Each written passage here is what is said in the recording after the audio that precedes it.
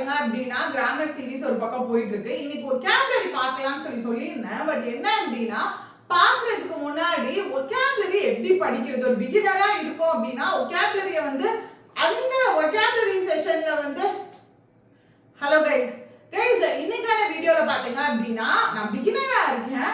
vocabulary வந்து நான் concentrate பண்றப்போ வந்து வேர்ட்ஸ் எல்லாம் வந்து நான் மெமரைஸ் பண்ண முடியல, மறந்துடுது. So banking as well as SSC தான் ரெண்டுக்குமே காமனா தான்.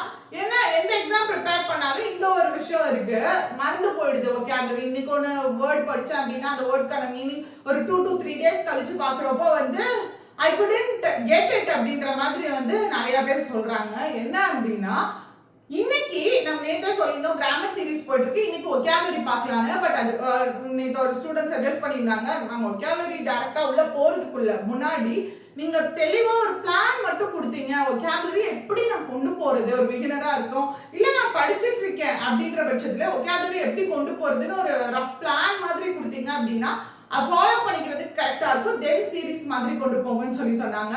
ஸோ அதுக்கான வீடியோ தான் இன்னைக்கான வீடியோ. ஸோ வீடியோக்குள்ள போறதுக்கு முன்னாடி பாத்தீங்க அப்படின்னா உங்களுக்கு பேங்கிங்கான வீடியோ கோர்ஸ் எதுவும் வேணும்னு நினைச்சீங்கனாலும் இல்ல மென்டர்ஷிப் ப்ரோக்ராம்ல எதுவும் ஜாயின் பண்ணணும்னு நினைச்சீங்கனாலும் டிஸ்கிரிப்ஷன்ல லிங்க் இருக்கு, யூஸ் பண்ணிக்கோங்க.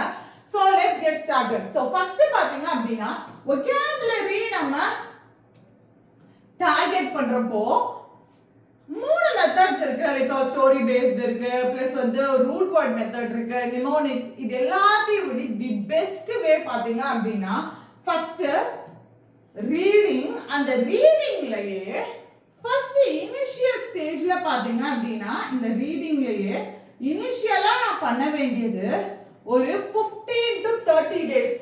எனக்கு ஒரு அளவுக்கு நான் பிடிச்சிருச்சு, சீக்கிரமாவே எனக்கு இங்கிலீஷ் படிக்க பிடிச்சிருச்சு அப்படின்னா 15 டேஸ்லயே நீங்க அடுத்த ஸ்டெப்புக்கு போயிடலாம். இல்ல அப்படின்னா 30 days வரைக்கும் கண்டினியூ பண்ணலாம். சோ இந்த 15 to 30 days என்ன பண்றீங்க அப்படின்னா 3 மெத்தட்ஸ், 4 மெத்தட்ஸ், மெயினா 4 மெத்தட்ஸ் இருக்கு. சோ அதுதான் ஒன் பை ஒன் நான் சொல்ல போறேன். ஃபர்ஸ்ட் திங் பாத்தீங்க அப்படின்னா இந்த 15 to 30 days வந்து நான் ஒரு ஆவரேஜா நான் 15 டேஸ்லயே வந்து பிக்கப் பண்ணிக்கிட்டேன் அப்படின்னா நீங்க 15th டே 16th டேல இருந்து அடுத்த ஸ்டேஜுக்கு போயிடலாம். அப்படி இல்ல அப்படின்னா நீங்க ஒரு 30 டேஸ் வரைக்கும் கூட உங்களுக்கு எவ்வளவு பிடிக்குதோ, எப்போ வந்து உங்களுக்கு நீங்க அதுல எனக்கு வெல் வெர்ஸ்டா ஆகுறேன்னு நினைக்கிறீங்களோ அப்ப நீங்க அடுத்த கட்டத்துக்கு போயிடலாம், அடுத்த ஸ்டேஜ்க்கு. சோ இந்த 15 to 30 days வந்து ஸ்டோரி இது எப்படி படிக்கிறது அப்படின்னு கேட்டீங்கன்னா அதுக்கான லிங்க்கும் டிஸ்கிரிப்ஷன்ல கொடுத்துருக்கேன். ஒரு 2 days பிஃபோர் தான் நான் ஒரு வீடியோ போட்டேன். சோ என்ன அப்படின்னா எதுக்காக ஒரு ஸ்டோரி எடுக்கிறேன்னா ஒரு ஸ்டோரி நம்ம படிக்கிறப்போ ஒரு கியூரியாசிட்டி ஃபார்ம் ஆகுது. அந்த கியூரியாசிட்டி கூட பாத்தீங்கன்னா எனக்கு ஒரு இன்ட்ரெஸ்ட் வருது. எனி சப்ஜெக்ட் உங்களுக்கு வந்து அதுல நீங்க வெல் வெர்ஸ்டா ஆகணும், அதுல வந்து நீங்க ஒரு மாஸ்டர் ஆகணும் அப்படின்னா அதுல ஐ நீட் அன் இன்ட்ரெஸ்ட். எனக்கு இன்ட்ரெஸ்ட் தேவை. இன்ட்ரெஸ்ட் இருந்தா மட்டும்தான் என்னால அதுல பாத்தீங்க அப்படின்னா லைக் எப்படி சொல்றது ஒரு ப்ரோவா வர முடியும். இன்ட்ரெஸ்ட் இல்லைன்னா எனக்கு என்னதான் முட்டி படிச்சாலும் கஷ்டம். அப்போ ஒரு ஸ்டோரி எடுத்துட்டு அதை டெய்லி ஒரு 15 minutes ரீடிங், 15 to 30 minutes ஆகும் கண்டிப்பா. பட் 15 minutes நீங்க ரீட் பண்றீங்க அப்படின்னா ரீட் பண்ண ஃபர்ஸ்ட் லைன் செகண்ட் லைன் அதுல ஏதோ டிஃபிகல்ட்டான ஒரு வேர்ட் இருக்கு, அந்த வேர்டை நீங்க பார்த்த உடனே என்ன பண்ணணும் அப்படின்னா ஃபர்ஸ்ட் கெஸ் பண்ணுங்க என்ன மீனிங் அதுக்குன்னு சொல்லி கெஸ் பண்ணுங்க. Because you are going through the text. So அந்த டெக்ஸ்ட் கூட நீங்க போறப்ப of course you can guess the meaning. மீனிங்கை உங்களால கெஸ் பண்ண முடியும். சோ ஃபர்ஸ்ட் திங் கெஸ் பண்ணுங்க மீனிங்கை. கெஸ் பண்ணிட்டு செகண்ட் திங் போயிட்டு விக்கில போயிட்டு சர்ச் பண்ணுங்க, டிக்ஷனரியில போயிட்டு பாருங்க, நீங்க கூகுள் பண்ணி பாருங்க. பார்த்துட்டு அதோட மீனிங் மட்டும் இல்லாம மீனிங் வித் ஸ்டேட்மெண்ட் என்ன அப்படின்னா ஒரு வேர்ட் பாக்குறீங்க. சோ அந்த வேர்ட் வந்து ஃபார் எக்ஸாம்பிள் பாத்தீங்க அப்படின்னா டெலிஜென்ட் அப்படின்னு சொல்லி ஒரு வேர்ட் பாக்குறீங்க. சோ அதுக்கு மீனிங் போய் பாக்குறப்போ ஹார்ட் ஒர்க்கிங்னு இருக்கு. அப்போ ஒரு எக்ஸாம்பிள் எழுதி வைங்க. உங்களுக்கு யாராவது ஒரு ஹார்ட் ஒர்க்கிங்கான பர்சன் தெரியும் அப்படின்னா அந்த அவங்களுடைய நேம் போட்டு he is a diligent person. So அவங்க வந்து ஒரு ஹார்ட் ஒர்க்கிங் பர்சன் அப்படின்னு சொல்லி நீங்களா ஒரு மீனிங் பார்த்துட்டீங்க. பார்த்துட்டு அந்த ஸ்டேட்மெண்ட்ன்றது தான் மோஸ்ட் இம்பார்ட்டன்ட் திங். அந்த ஸ்டேட்மெண்ட்டை நீங்க நோட் பண்ணி வைக்கணும். ஒண்ணு ஹேண்ட் ரிட்டன் நோட்ஸ் ஒரு நோட் மாதிரி ஃபாலோ பண்ணாலும் ஓகே, இல்ல அது டிஃபிகல்ட்டா இருக்குன்னா அட்லீஸ்ட் மொபைல்யாவது நோட்ஸ்ல சேவ் பண்ணி வைங்க.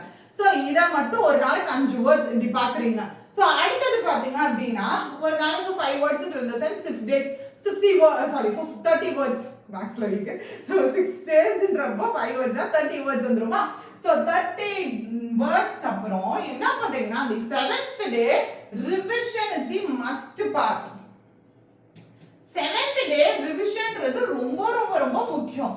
சோ இந்த ரிவிஷன் பண்ணினீங்கன்னா தான் அடுத்து உங்களுக்கு ஞாபகமே இருக்கும் அந்த வேர்ட்ஸ் எல்லாம் நம்ம படிச்ச வேர்ட்ஸ். ஒவ்வொரு வீக்கெண்ட்லயும் இதுக்கு முன்னாடி இருக்கிறது ஜஸ்ட் கோ த்ரூ பண்ணுங்க. படிக்கலாம் நான் ஜஸ்ட் கண்ணுல பாருங்க, கோ த்ரூ பண்ணுங்க. ஏன்னா நீங்க தான் பார்த்துருக்கீங்க, நீங்க தான் அதுக்கான ஸ்டேட்மெண்ட் எழுதிருக்கீங்க. ஸோ ஜஸ்ட் கோ த்ரூ பண்ணலாம். இப்படி பண்ணா ஒகாபுலரி பெரிய ப்ரோவா இல்லாமா? அஃப்கோர்ஸ். என்ன அப்படின்னா இது 30 டேஸ்க்கு நீங்க 15 டேஸே போதும் தான். எதுக்காக அப்படின்னா ஒரு இன்ட்ரெஸ்ட் கிரியேட் பண்றதுக்காக. நெக்ஸ்ட் பார்ட் வந்து நீங்க நியூஸ் பேப்பர்னா எடிட்டோரியலும் சேர்த்துதான். ஒன்னு நியூஸ் பேப்பர்ல ஏதோ ஒரு முக்கியமான எக்கானமி நியூஸ் இல்ல ஃபினான்ஸ் ரிலேட்டட் நியூஸ் போனா ஓகே, இல்ல எடிட்டோரியல் போனா ஓகே, என்னன்னாலும் ஓகே. அப்படி இல்ல அது படிக்கிறதுக்கு எனக்கு கடுப்பா இருக்கு அப்படின்னா ஆர்சி ரீடிங் காம்ப்ரிஹென்ஷன் அதுலயும் போயிட்டு இந்த விஷயம் எல்லாமே பண்ணணும். ஃபர்ஸ்ட் ரீடிங் காம்ப்ரிஹென்ஷன் எடுத்துட்டீங்கன்னா क्वेश्चन ரீட் பண்ணுவீங்க, அடுத்து பேசேஜ்க்குள்ள போவீங்க. அதுல டிஃபிகல்ட்டான வேர்ட்ஸ் வந்துச்சுன்னா மீனிங் ஃபைண்ட் பண்ணுவீங்க, ஸ்டேட்மெண்ட் எழுதி வைப்பீங்க, அதுக்கான ஸ்டேட்மெண்ட் எழுதி வைப்பீங்க, வீக்லி ரிவைஸ் பண்ணுவீங்க. ஏன்னா ரீடிங் காம்ப்ரிஹென்ஷன் டெய்லின்னு சொல்றேன்னா நிறைய பேருக்கு வந்து அந்த எடிட்டோரியலோ நியூஸ் பேப்பரோ படிக்கிறப்ப அது ஹேபிட் ஆயிடுச்சுன்னா of course it is well and good because உங்களுக்கு எக்ஸாம்லயும் யூஸ் ஆக தான் போகுது. இல்ல எனக்கு வந்து அதை விட வேற ஏதாவது எஃபிஷியன்ட்டா படுது அப்படின்னா ஆர்சி எடுத்துட்டீங்கன்னா அந்த क्वेश्चन இருக்கும், அதுக்கு ஆன்சர் ஃபைண்ட் பண்ணனே நீங்க தேடுவீங்க. அப்போ உங்களோட கம்ப்ளீட் கான்சென்ட்ரேஷன் 10% கான்சென்ட்ரேஷன் வந்து நீங்க அந்த இடத்துல கொடுப்பீங்க. பட் எடிட்டோரியல் படிக்கிறப்ப நிறைய பேர் ஃபேஸ் பண்றது தனியா படிக்கிறப்ப முக்கியமா நான் ஃபர்ஸ்ட் பேசேஜ் படிக்கிறேன், 3வது பேசேஜ் படிக்கிறப்ப ஃபர்ஸ்ட் என்னடா படிச்சோம் அப்படின்ற மாதிரி ஆயிடுது அப்படின்ற மாதிரி நிறைய பேர் சொல்லியிருக்காங்க. ஸோ அதனாலதான் 6ன்றத கொடுத்துருக்கேன். உங்களுக்கு எது ஒர்க் அவுட் ஆகுதோ நீங்க அது போகலாம். பட் அது போறப்பையும் இந்த 4 விஷயமும் பண்ணியே ஆகணும். ஸோ என்னதான் ஒருத்தவங்க தனியா ஒகாபுலரி கொண்டு வந்து உங்களுக்கு டீச் பண்ணாலும், என்னதான் வந்து ஒவ்வொரு வேர்ட் பை வேர்டா நீங்க மெமரைஸ் பண்ணாலும் that will not work in a long run. அது லாங் ரன்ல வந்து அது ரைட்டான மெத்தடும் கிடையாது. But if you make learning as a process, லேர்னிங்கை வந்து ஒரு ப்ராசஸா ஒரு ஹேபிட்டா நீங்க மாத்திட்டீங்க அப்படின்னா it will be most effective method. உங்களுக்கு எக்ஸாம்ல போயிட்டு கண்டிப்பா இது வந்து ஒர்க் அவுட் ஆகும். அதனால எந்த காம்படிட்டிவ் எக்ஸாம் ப்ரிப்பேர் பண்ணீங்க அப்படின்னாலும் ஃபர்ஸ்ட் ரீடிங் ஒரு ஸ்டோரி கூட ஆரம்பிச்சுக்கோங்க. அது 15 டேஸ் அதுலயே வந்து எனக்கு ஓரளவுக்கு பிடிக்க ஆரம்பிச்சிருச்சுன்னா நியூஸ் பேப்பருக்கோ இல்ல ரீடிங் காம்ப்ரிஹென்ஷன் டெய்லி படிக்கிறதுக்கோ ஸ்விட்ச் ஓவர் ஆகுங்க. நம்ம இப்போ கிராமர் சீரீஸ் கொண்டு போயிட்டு இருக்கோம் டெய்லி யூடியூப்ல 10:30 live morning Monday to Friday இருக்கும் கொண்டு போயிட்டு இருக்கோம். அதுல பாத்தீங்க அப்படின்னா இனிஷியலா நான் எப்படி பிளான் பண்ணிருக்கேன்னா செஷன் முடிச்சுட்டு அட் தி எண்ட் வந்து டெய்லி vocabulary நம்ம பார்த்துட்டு இருக்கோம். ஒரு 5 to 5 vocabulary 6 vocabulary பார்த்துட்டு இருக்கோம். எடிட்டோரியல் vocabulary அதுக்கு பதிலா ஒரு குட்டி எடிட்டோரியல் பேசேஜ் வித் vocabulary நம்ம பார்க்கலாம். ஸோ டெய்லி மார்னிங் அது நம்ம இனிமேல் மண்டே டு ஃப்ரைடே அதையும் சேர்த்து கூட கொண்டு போகலாம், அது பிரச்சனை இல்லை. ஸோ ஃபர்ஸ்ட் நீங்க ஹேபிட்டா ஒரு இந்த விஷயத்த மாத்திக்கிட்டீங்க அப்படின்னா it will be well and good, கண்டிப்பா ஒர்க் அவுட் ஆகும்.